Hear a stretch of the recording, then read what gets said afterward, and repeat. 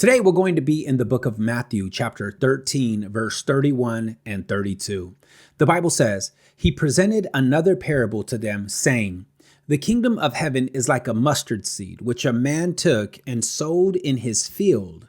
And this is smaller than all the other seeds, but when it is fully grown, it is larger than the garden plants and becomes a tree, so that the birds of the sky come and nest in its branches." When Jesus spoke this parable, he used something very familiar to the people listening. The mustard seed was tiny, one of the smallest seeds they knew.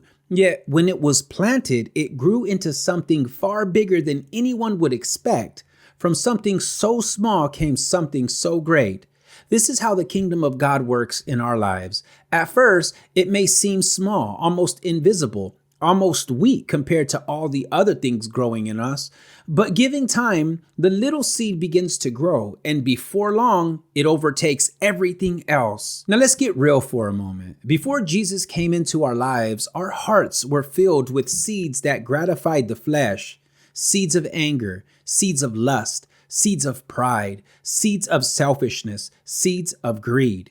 These seeds were large, powerful, and controlling. They grew in our lives because that's all we knew. They satisfied the flesh, but they could never satisfy our souls. And then one day Jesus came. He planted a seed in us. At first, it seemed so small compared to everything else already growing there.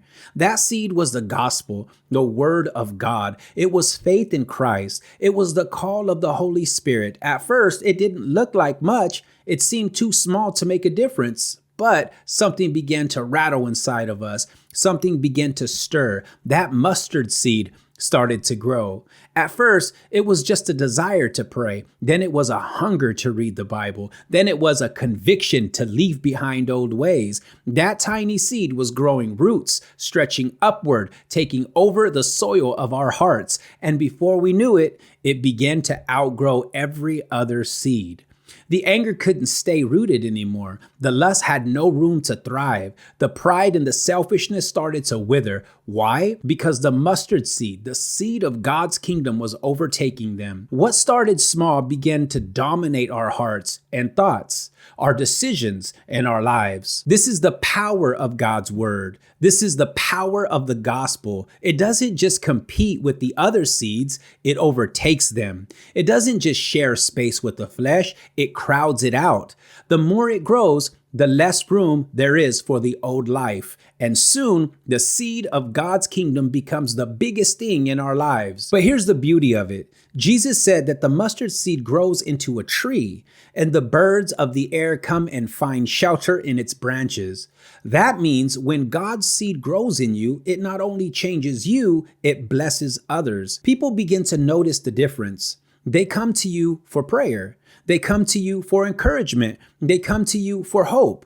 What God planted in you now gives shade and shelter to others. That's the journey of holiness. That's the journey of transformation. It starts small, but it doesn't stay small. It starts invisible, but it doesn't stay invisible. The seed of God, once planted, grows into it takes control until it leads us down a path of holiness, until our lives reflect His will more than our own. So let me ask you today, what seeds are still trying to grow in your heart? Maybe the seed of fear, maybe the seed of temptation, maybe the seed of bitterness. Don't feed them. Let the mustard seed take over. Water it with prayer. Nurture it with scripture. Protect it with obedience, and watch as it grows bigger than every other seed in your life. The kingdom of heaven may begin in you as a whisper, but it will end as a shout. It may begin small, but it will grow until it dominates your life.